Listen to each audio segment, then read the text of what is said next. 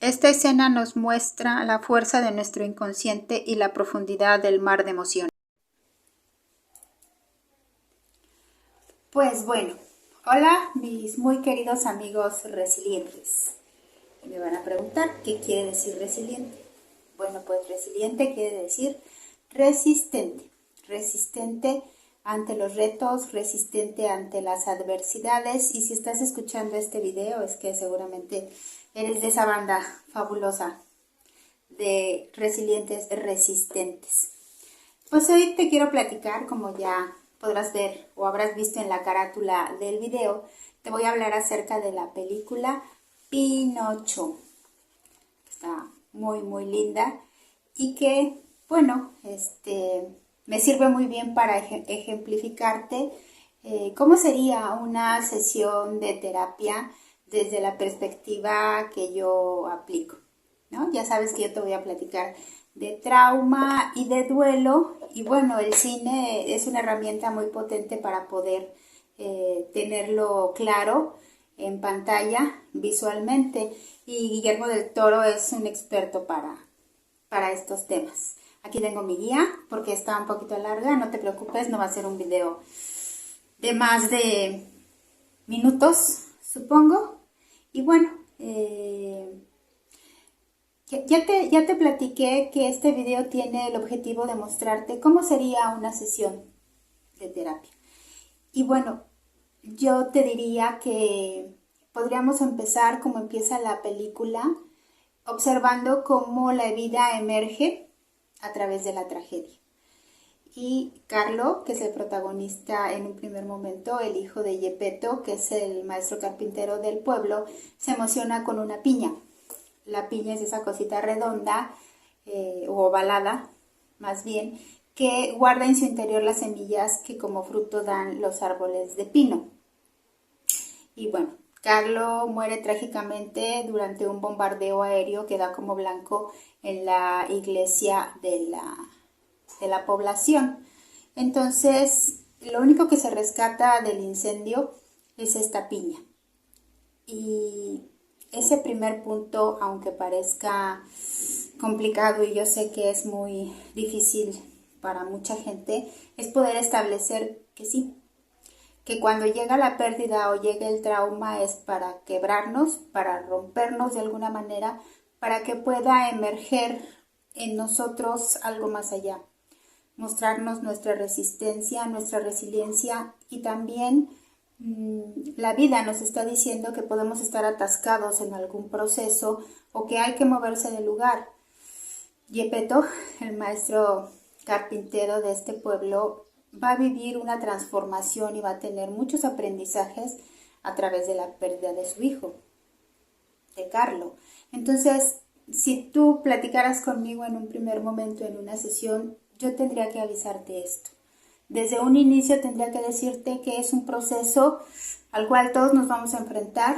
Bien vamos a tener traumas, bien venimos de historias traumáticas familiares, bien vamos a tener pérdidas, bien vamos a trascender y vamos a perder el cuerpo físico. Entonces, pues a mí me gustaría de antemano dejar claro esto en un primer momento. Vámonos a lo que sigue, porque fue la introducción y el primer paso, que sería capítulo 1. Que si tú te fijas en este video va a estar segmentado para que tú puedas acceder a los lugares donde tú creas que requieres confirmar o reafirmar algo. Entonces, en el capítulo 2, yo te podría decir que Geppetto, al no poder desactivar el trauma originado por el impacto, imagínate el impacto de ver que una especie de misil cae sobre la iglesia y adentro está tu hijo y de repente todo se incendia y no lo puedes rescatar. O sea, ahí hay un evento y una impresión traumática que seguramente queda en su mente y que no se observa en la película, pero que dadas las condiciones del estrés que él maneja después, podemos observar que no ha sido desactivado. Y esto hace que el duelo sea más difícil, sea más complicado, porque no hay un estado mental propicio, no hay un estado anímico ni corporal para poder ejercer un duelo. Hay que desactivar el trauma, hay que cerrar el capítulo. Y una vez que tú desactivas el episodio que yo te he comentado que el trauma es solo un capítulo en la vida, no es la vida completa, pero que si no lo desactivamos, se convierte en la imagen repetitiva que nos vamos a encontrar en todo momento.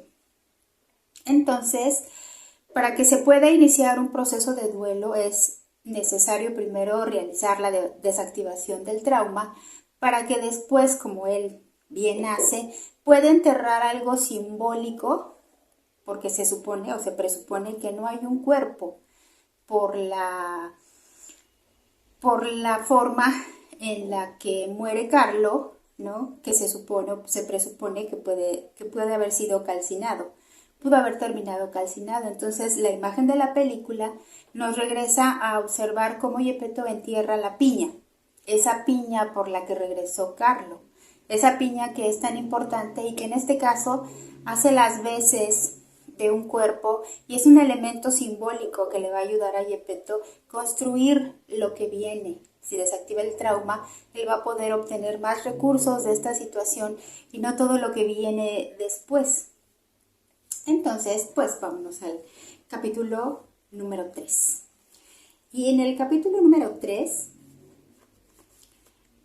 esta siembra que yo te estoy diciendo nos va a ayudar a eso, a tener un elemento nuevo.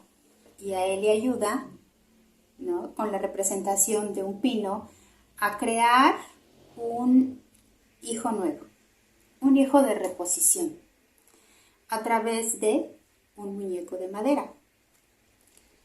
Y bueno, tú me puedes aquí preguntar, esto no podría de ser de esta forma tan evidente. Y bueno, el cine precisamente nos pone esa imagen. Muchas veces no es que creamos algo materialmente con elementos como la madera o el pino, pero como estamos creando todo el tiempo nuestra realidad a través de pensamientos, palabras y emociones, aquí también parte del simbolismo que se nos ofrece es que él, precisamente a partir de la piña que queda sembrada, del árbol de pino, de la madera del pino, crea un hijo de reposición, un niño de madera.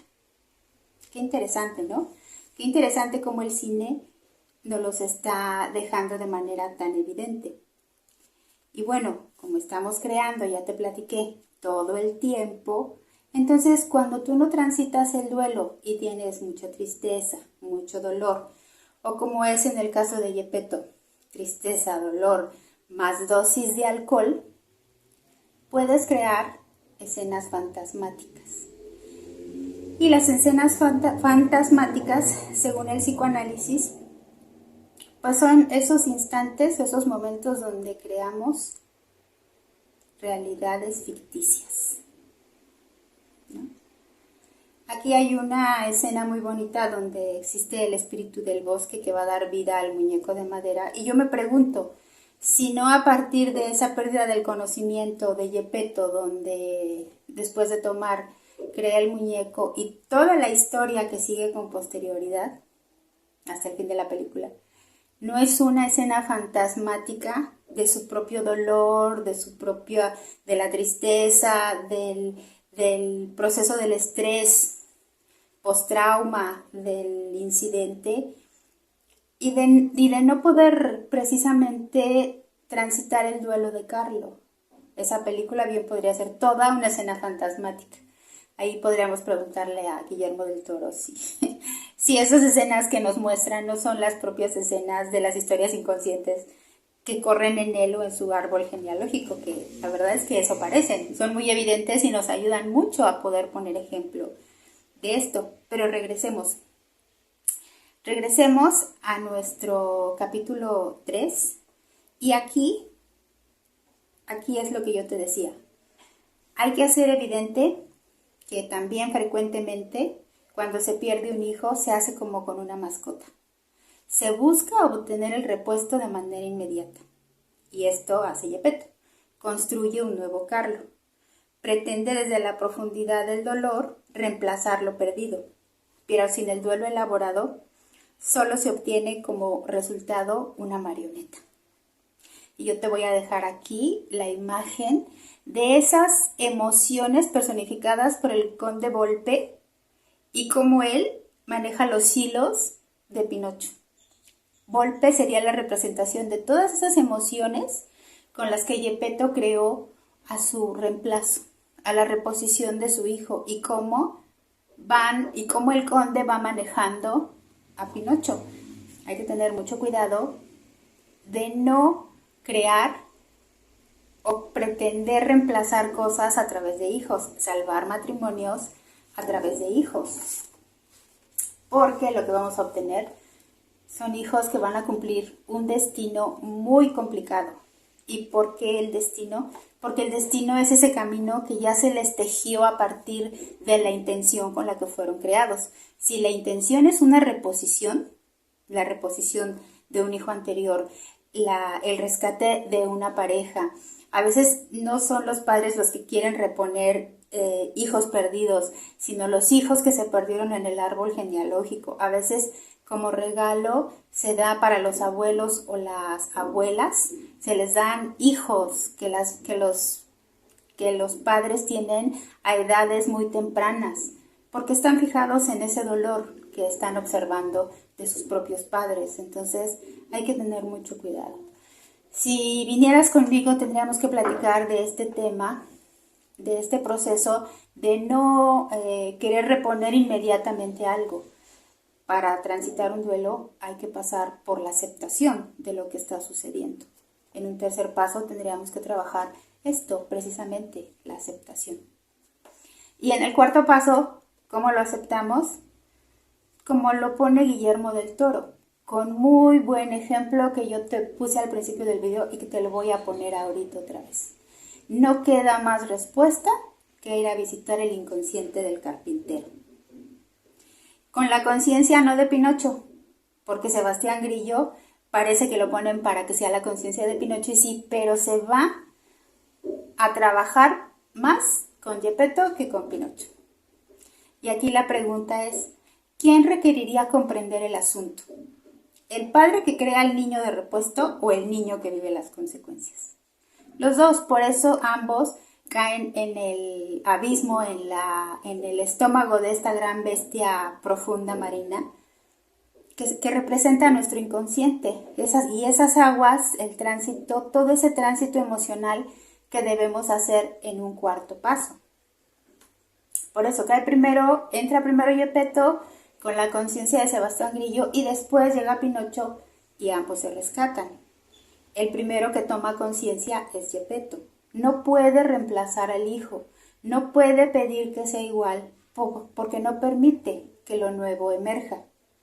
Bien sabe, como él dice cuando va a buscar a su hijo, que está del otro lado del mar de las emociones que debe atravesar, el océano o el golfo de lágrimas, de la mirada interna puesta como ejemplo en el cuerpo de la gran bestia, que es tan grande, así como lo es nuestra memoria inconsciente, enorme, profunda, oscura, que nos maneja, sí, pero que también es muy benévolo cuando nosotros aprendemos a comunicarnos con él. Entonces, en este cuarto paso, lo que vamos a hacer es transitar las emociones, transitar el enojo, el dolor, la tristeza, emociones y sentimientos que son propios de la pérdida y que no queda de otra. Hay que sumergirse al mar, hay que estar adentro, hay que estar un tiempo y después emerger. Y como se muestra en este clip de la película, cuesta trabajo, lleva su tiempo. Hay recursos también para hacerlo. Vamos a salir muy beneficiados y vas a poder encontrar cuál resistente eres. Y bueno, en el quinto paso está la sublimación. ¿Cómo resuelve Pinocho su vida eterna y limitada a la vez? Rompiendo el tiempo. Y en la película se ve, rompe un reloj de arena.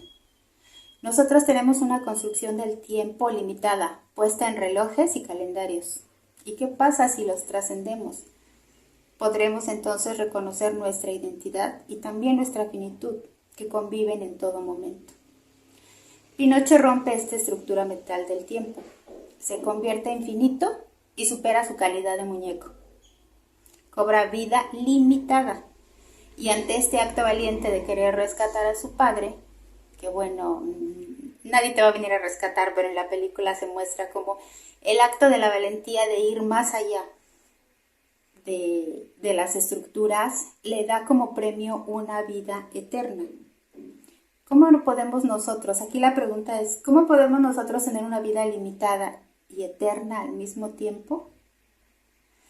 Nuestras acciones, lo que hacemos normalmente o regularmente, no son visibles ni para nosotros mismos. O sea, no podemos ver la gran labor que estamos haciendo en este mundo, tal vez estando en paz con el vecino, tal vez estando tranquila con el marido, tal vez hablando con cariño a los hijos, tal vez saludando cordialmente a alguien y tal vez más allá encontrando la misión para la cual estamos aquí. Porque tenemos, a mí sí me gusta decir, una gran misión. Y esa gran misión no tiene que ser necesariamente las grandes fortunas y los grandes eventos, que hay quien lo va a hacer, sino encontrar realmente en el fondo de nosotros qué es lo que venimos a hacer y para lo cual tenemos que estar siempre con la conciencia de que lo vamos a dejar, de que este cuerpo se va a ir y que nuestros actos y la información que nosotros llenamos con esos actos que forman nuestra misión de vida va a quedar para siempre. Y también aquellos que ya se fueron, también nosotros debemos en la calidad de que dejaron el cuerpo pero que están permanentemente vivos, reconocer qué lección nos dejaron cuando se fueron y reconocer la enseñanza. Carlos debería de tener un monumento al haber dejado una piña con todo el material genético de la nueva vida que se gesta, ¿no? ¿Cómo podrías tú replantar un bosque en agradecimiento de alguien que perdiste y que tal vez te está desde otra forma evidente comunicándote que hay que hacer algo nuevo? ¿Cómo podrías tú colaborar con niños que no tienen familia a que puedan tener familia? Que no quiere decir que lo adoptes, sino que a lo mejor se pudiera hacer un proceso más expedito, a lo mejor tengan más recursos. No sé, hay tantas formas de hacerlo, tantas formas de hacer que los actos de los que se fueron sean evidentes en la vida de quienes estamos y los actos que nosotros hacemos queden también para la posteridad. Y si solo queda para la posteridad tu buena vibra y tu amor y tu amor por el otro y tu corazón en conexión con el otro, pues qué bueno, porque está quedando. Hay una parte de ti que no está muriendo. Carlo deja un libro de historia y la historia pensamos que es algo que ya se escribió y no es cierto. La historia se escribe y se reescribe en todo momento. Y como dice mi rabino amigo Daniel Hinerman, hay que poner shalom, hay que poner paz y completitud con el pasado. ¿Qué tal que reescribimos la historia de Carlo o la historia de alguien a quien perdimos, de alguna relación que ya no tenemos, de algún negocio que ya no está con nosotros? Esto es el último paso, sublimar la pérdida. Cuando nosotros podemos hacer otra cosa con esa pérdida y mostrar cómo la vida no termina de alguna manera, porque dejamos el cuerpo, pero la existencia sigue imperennemente. Entonces, aquí están todos los pasos. Se puede reescribir la historia y yo creo que por eso Pinocho, que es ojo de pino, mirada de pino, nos lleva más allá de ver las cosas evidentes, a llegar a las cosas profundas y ser un poco como los árboles que, si tú observas, viven y viven y viven por muchas generaciones y están ahí. Nuestras acciones también quedan en ese mismo sentido. Entonces, te recuerdo los pasos. Primero, hay que recordar que el trauma y la pérdida llegan para que seamos alguien diferente. Lo rompemos. Hay semillas que solo requieren grandes cantidades de calor para poder emerger. Paso número 2. Hay que revisar el trauma que queda mentalmente. Hay que quitar las escenas fantasmáticas para no vivir, no crear y no vivir con fantasmas en casa. Paso número 3. Hay que aceptar la pérdida. Paso número 4. a través del tránsito de las emociones y el conocimiento de lo que hay en el inconsciente. A veces estamos perdiendo porque no se superaron traumas ni duelos en el árbol genealógico. Hay que darse una revisadita. Y paso 5. Sublimar la pérdida. Y bueno, estos son todos los pasos. Espero que te sirva mucho, que ahora que veas la película te emociones, la puedas ver diferente. Es mi visión subjetiva, es como yo lo trabajo, es como yo lo vivo. Y me gusta dejártelo de regalo porque seguramente en algún momento, pasado, presente o futuro, alguien verá este video y podrá decir, ah, mira, me dejaron pistas, evidencias para hacer algo. Un cariño y un amor muy grande para todos mis amigos resilientes, resistentes ante la adversidad. ¡Ya deja de lastimarlo! Tal vez no necesites hilos, pero yo te controlo.